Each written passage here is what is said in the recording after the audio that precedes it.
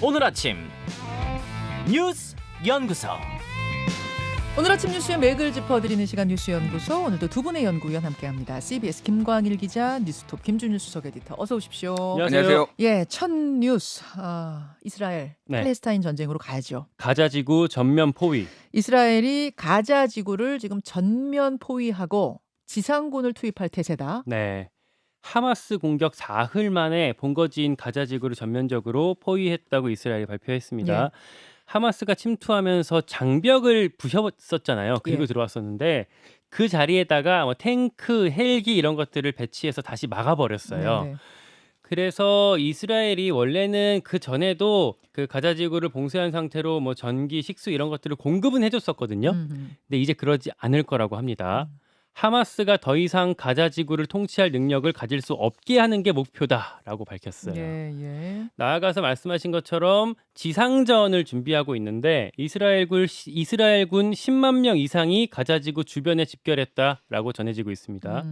이 근처의 마을 그 민간인들을 다 대피시키고 있대요. 예, 예. 그리고 동시에 하늘에서는 하마스 근거지 800개 지점을 폭격했고요. 하마스 지휘부에 대한 암살 작전에 들어갈 거다라는 외신 보도도 나오고 있습니다. 지금 팔레스타인 사람들 한 12만 명이 탈출 행렬을 보이고 있다. 이게 뭐 이런 상황들 때문이겠죠. 네. 이런 상황 속에서 하마스가 잡아간 인질들 인간 방패로 쓰려고 한다. 이런 얘기가 나와요. 이런 점이 이스라엘이 당장 지상전을 맞바로 시행하기에는 좀 어려운 뭐 고민이 되는 지점이 될 수가 있겠는데 네네. 간밤에 속보가 나왔어요. 하마스에서 이스라엘이 폭격을 한 번 할 때마다 민간인 포로 한 명씩 처형할 거다. 지금 150명 인질, 음악 축제에서 뭐 즐기고 있는 여성들, 심지어 아이들까지 잡아간 상태인데 한 명씩 처형하겠다. 네, 그러니까 조금 전에 이스라엘 정부가 업데이트한 인질 숫자가 약 150명이에요. 네. 그러니까 근데 다만 이 인질이 생사가 불투명하기 때문에 이 숫자는 좀 정확하지 않을 수 있는데 사망자 혹은 인질 중에는 미국, 영국, 프랑스 그리고 말씀하신 것처럼 독일 이렇게 외국인들도 포함이 되어 있습니다. 네, 네. 바이든 미국 대통령도 조금 전에 성명을 냈는데 미국인이 최소 11명 사망했다라고까지 밝혔고요. 그리고 사망자, 부상자 집계가 어제보다 다소 늘었어요. 이스라엘 사망자가 800명, 부상자 2,600명, 그리고 하마스 사망자가 687명, 네. 하마스 부상자가 3,700명. 다 합해서 사망자가 한 1,500명 정도, 부상자가 6,300명 정도로 집계가 늘었습니다. 그러니까 외국인들이 이렇게 많이 인질로 잡혀간 거는 가자 지구에서 그러니까 팔레스타인 사람들이 모여 살고 있는 가자 지구 한 10km 떨어진 곳에서 음악 축제가 열리고 있었던 거예요. 유명한 뭐 해외 가수들도 오는 그 음악 축제를 즐기러 유럽에서 뭐 미국에서 온 사람들이 있었던 거죠. 이런 일이 있을 줄은 상상도 못하고 갔었겠죠. 그들을 끌어간 겁니다. 주로 그들을 끌어간 겁니다. 김준일 에디터. 예. 뭐 전 세계가 술렁이고 있습니다. 일단 지금 48시간 내에 가자 지구에 지금 이스라엘군 투입하겠다 이런 얘기가 나왔잖아요. 그러니까 지금 가자 지구에 한 240만 명 정도 살고 있는데 예. 대구 인구랑 비슷해요. 예, 근데 이게 그러니까 이 하마스의 특징이 이게 뭐 정규군이 딱 있고 어디서 보이고 그런 게 아니거든요. 이 민간인들 중에 다 숨어 있기 때문에 네. 어떤 식으로든 이게 그 팔레스타인들의 대규모 희생이 지금 불가피한 상황이 이제 될 것 같은 그런 그러니까 상황이에요. 그러니까 이게 가자 지구의 뭐 사실상의 정부 역할을 지금 하마스라는 무장 세력이 하고 있는 거잖아요. 그렇죠. 사실상의 네. 정부. 그렇다고 해서 또 딱 뭐 군인처럼 뭐 뭔가를 갖춘 정규군이 있는 건 아니고 예, 무장 세력 형태로 지금 싸우고 있는 거죠. 곳곳에 이제 숨어 있다라고 본다라면 이거는 뭐 이제 민간인하고 군인하고를 뭐 이거 구분하기도 구분하기 쉽지 굉장히 않고. 어렵고 그래서 이제 굉장히 많은 이제 민간인 희생자들이 이제 굉장히 나올 수밖에 없는 상황이고 예. 지금 아까 전에 앵커도 얘기했지만은 이제 그 뉴욕타임스나 몇몇 이제 언론 보도들이 보면은 이거 이란에서 이미 이거를 가지고 하마스하고 이제 토론을 그러니까 모의를 했다라는 거잖아요. 그런 이제 근데 미국에서는 공식적으로 이란이 개입했다라는 증거는 아직 없다라고 얘기를 했거든요. 네. 그러니까 여러 가지가 있는데 아직 이제 섣부르게 이거를 확정하기에 좀 증거가 부족하다라는 거 하나가 있고 또 하나는 이게 그러니까 이란이 본격적으로 뛰어들면은 이게 소위 말해서 5차 중동 정쟁으로 그렇죠. 확전될 가능성이 상당히 높다. 그렇죠. 예. 그러면은 지금 이제 굉장히 세계 정세가 좀 불안한 상황에서 이란이 만약에 여기에 전쟁에 뛰어들면은 이 중동 전쟁뿐만 아니라 경제에 엄청난 타격을 미치거든요. 왜냐면 그 호르무즈 해협 아시잖아요. 거기가 이제 이란이 사실상 시료 지배하고 있는데 전 세계 원유의 한 20%가 지금 거기를 지나갑니다. 거기를 지나야만 예. 원유가 나오는 거예요. 밖으로? 그러면 만약에 전쟁이나 좀 확전이 되면 여기 네. 봉쇄해 버리거든요. 네. 그러면은 나머지 국가들도 중동 나머지 국가들도 원유 수출 못 해요. 원유가 엄청 급등하겠네요. 그래서 어저께 지금 뭐 브렌트유나 뭐 텍사스유, 서부 텍사스유 네. 같은 거 4% 정도 이제 올랐습니다. 하루 만에 이미 올랐어요. 예, 하루 만에 올랐고요. 지금 원달러 환율도 지금 오르고 있고 지금 뭐 금으로 지금 안전자산으로 뭐 올리고 있고 뭐 이런 상황입니다. 네. 그래서 이게 지금 한국 경제에도 좀 굉장히 영향이 불가피하다. 어제 대통령실에서 이제 최상목 경제수석이 나와서 대책에 대해서 얘기를 했는데 네. 지금 우리나라가 원유가 중동 비중이 점점 늘어나고 있습니다. 지난해 우리나라 중동 비중이 63.7이었는데 올해 69.5%로 5.8%포인트나 늘었어요. 예. 만약 여기에서 이제 다 직접적인 전쟁이 발발하면은 우리나라 경제가 직접 타격을 받을 거고 지금 원달러 환율도 사실상 외환 보유고 써가면서 방어한다라는 얘기가 있거든요. 왜 그러냐면은 지금 미국하고 우리나라하고 금리 차이가 많이 나면서 막 빠져나가고 있어요. 지금 돈이 그렇죠. 달러가. 그러니까 지금 거의 방어하고 있어서 외환 보유고도 막 쓰고 있는데 굉장히 지금 우리나라에 직접적인 경제 타격을 줄 가능성이 상당히 높아졌다. 이렇게 좀 봐야 될 것 같습니다. 거기다 우크라이나 러시아 전쟁 지금 1년 8개월 넘어가고 있는데 이 상황도 좀 좋지 않은 상황에서 하나의 전쟁이 더 터진다 하면 이거는 전 세계가 다 충격 속으로 들어갈 수밖에 없는 이런 상황입니다. 그 인질들이 잡혀가는 장면이 요즘은 다 휴대전화가 있다 보니까요. 굉장히 많은 휴대전화에 잡혀서 이제 찍혀서 지금 SNS상에 온라인상에 돌아다니고 있습니다.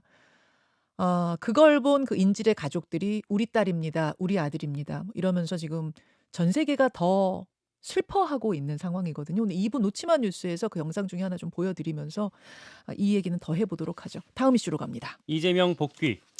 예, 이재명 민주당 대표 어제 퇴원을 했어요. 네, 그동안 치료를 받다가 어제 자택으로 돌아가는 길에 강서 선거 유세를 들렀습니다. 예. 유세차에 지팡이 짚고 올라가서 한 10분 정도 지원 유세했는데요. 네. 그 앞에는 주최 측 추산 3,000명이 왔을 정도로 사람들이 바글바글했습니다.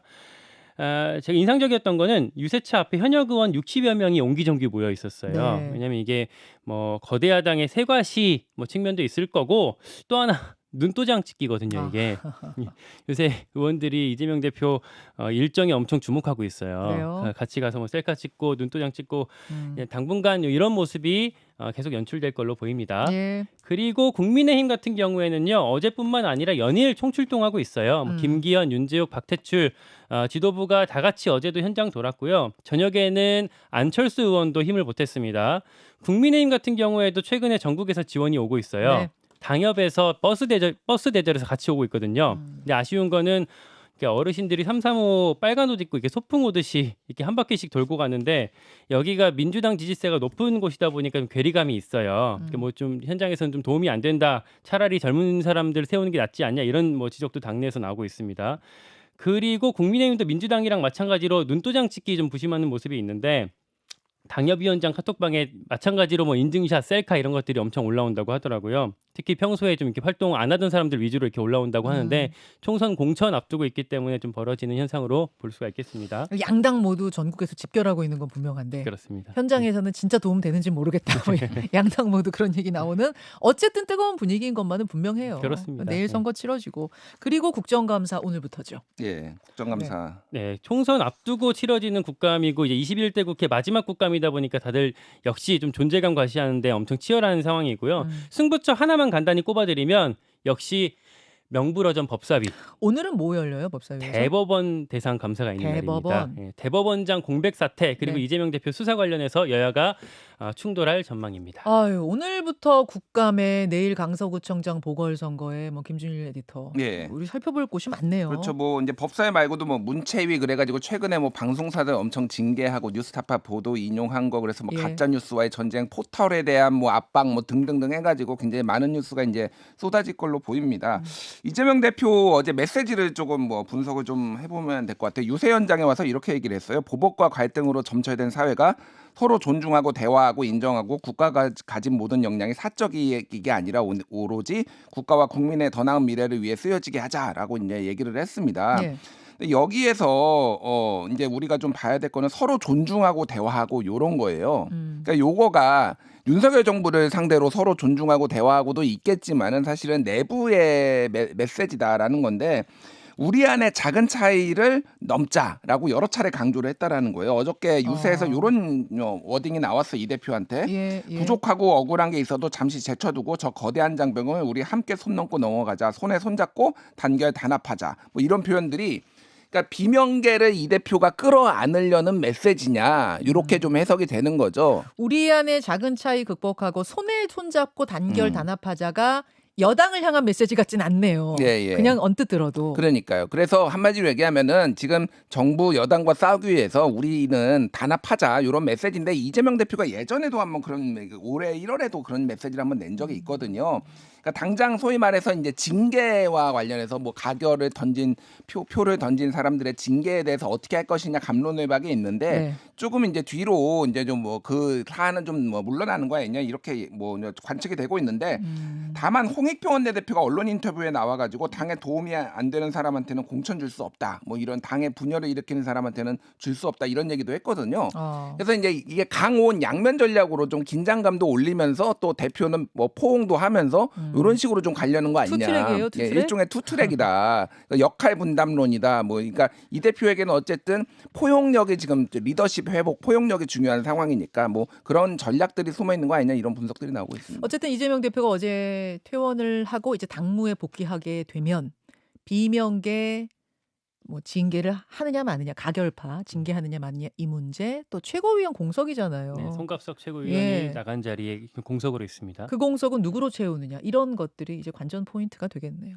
다음으로 갑니다. 전세 사기 또 터지나. 이번엔 어디 얘기입니까? 수원에서도 큰 거 하나가 터질 것 같습니다. 한 부부가 법인 열몇 개를 차려놓고 이걸 통해서 빌라랑 건물 수십 채를 갖고 있었대요. 근데 네. 이걸 다 임대를 주고 있었는데 최근에 잠적을 해버렸다라고 고소인들이 주장하고 있습니다.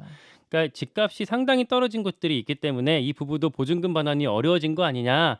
그러면 이제 세입자 입장에선 돈 못 받을 위험에 놓인 것 같다. 이런 주장과 걱정을 지금 하고 있는 건데요. 이 주장이 맞는 건지 그리고 정말 뭐 기망의 의도를 갖고 사기를 치려고 했던 건지는 수사를 해봐야 알 것 같아요. 다만 규모가 너무 큽니다. 규모가 지금 어떤 사람들 몇 명이나 고소장 냈어요? 고소장 낸 사람만 52명이고요. 낸 사람만? 네.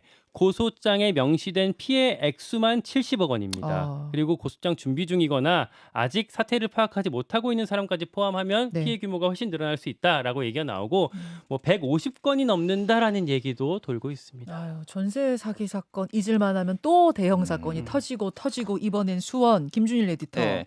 일단 이제 집값 하락이 뭐 직접적인 원인이겠죠. 그래서 무분별하게 대출 받아서 이제 많이 가져간 이 이제 주인은 이제 문제가 당연히 이제 지적을 해야 되는데 정부에 대한 불만도 좀 나오고 있어요. 예를 들면 전세 사기 피해자 전국 대책위원회 이런 데서 얘기를 하는 거는 네.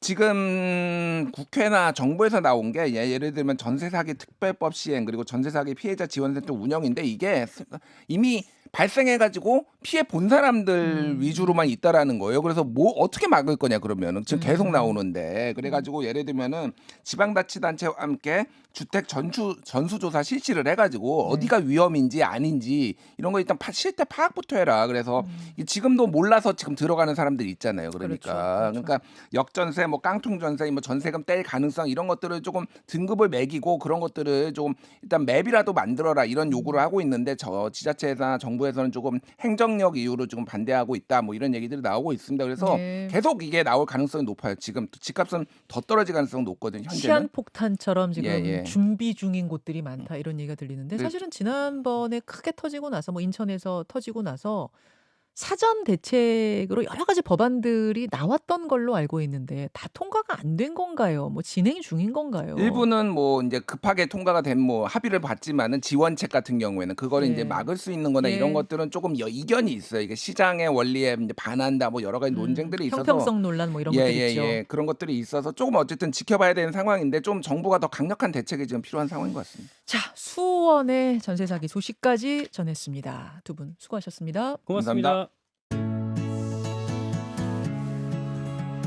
김현정의 뉴스쇼는 시청자 여러분의 참여를 기다립니다. 구독과 좋아요, 댓글 잊지 않으셨죠? 알림 설정을 해두시면 평일 아침 7시 20분 실시간 라이브도 참여하실 수 있습니다.